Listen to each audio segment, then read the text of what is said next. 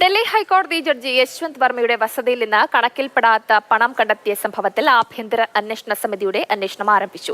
Justice Yashwant വർമ്മയുടെ വസതിയിൽ കഴിഞ്ഞ 6 മാസമായി സുരക്ഷാ ജോലിയിലുണ്ടായിരുന്ന മുഴുവൻ പേരുടെയും വിശദാംശങ്ങൾ കൈമാറാൻ ഡൽഹി ഹൈക്കോടതി പോലീസിനോട് നിർദ്ദേശിച്ചു. സംഭവത്തെക്കുറിച്ച് കേന്ദ്ര സർക്കാർ ഈ ആഴ്ച പാർലമെന്റിൽ പ്രസ്താവന നടത്തും. പഞ്ചാബ് ആൻഡ് ഹരിയാന ഹൈക്കോടതി chief justice she'll Nagu, Himachal Pradesh ഹൈക്കോടതി ചീഫ് ജസ്റ്റിസ് GS സന്ദ്വാലിയ, കർണാടക ഹൈക്കോടതി ജഡ്ജി അനു ശിവരാമൻ എന്നിവരടങ്ങുന്ന സമിതിയാണ് അന്വേഷണം നടത്തുന്നത്.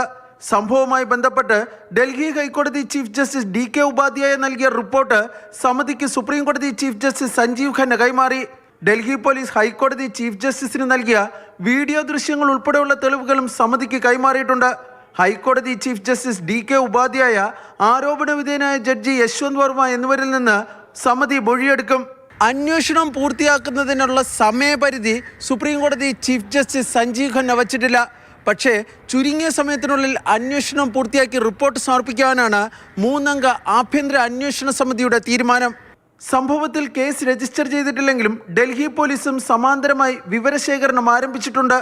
14-ാം തീയതി ഉണ്ടായ തീപിടുത്തത്തിന് പിന്നാലെ ജസ്റ്റിസ് യശ്വന്ത് വർമ്മയുടെ വീട്ടിലെത്തിയവരെ സംബന്ധിച്ച വിശദാംശങ്ങൾ ഡൽഹി പോലീസ് ശേഖരിച്ചു തുടങ്ങി. തീപിടുത്തത്തിന് തൊട്ടടുത്ത ദിവസം വീട്ടിൽ നിന്ന് എന്തെങ്കിലും സാധനങ്ങൾ മാറ്റിയിട്ടുണ്ടോ എന്നതുൾപ്പെടെയാണ് അന്വേഷിക്കുന്നത്. പാർലമെന്റിൽ നടത്താൻ പോകുന്ന പ്രസ്താവനയിൽ സംഭവവുമായി ബന്ധപ്പെട്ട കാര്യങ്ങളെക്കുറിച്ച് കേന്ദ്ര സർക്കാർ വിശദീകരിച്ചേക്കും. B. ബാലഗോപാൽ, മാതൃഭൂമി ന്യൂസ്, ഡൽഹി.